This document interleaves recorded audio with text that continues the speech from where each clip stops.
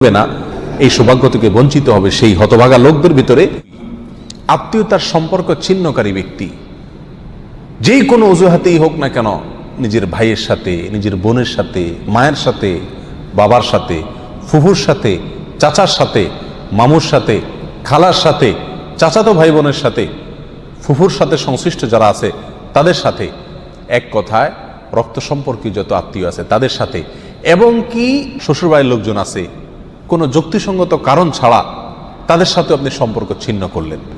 আত্মীয়র সাথে সম্পর্ক যে ব্যক্তি ছিন্ন করে, এই ব্যক্তির জন্য জান্নাতে প্রবেশের সুযোগ নাই। নবী আলাইহিস সালাম বলেছেন, লা ইয়াদখুলুল জান্নাতা কাতি'।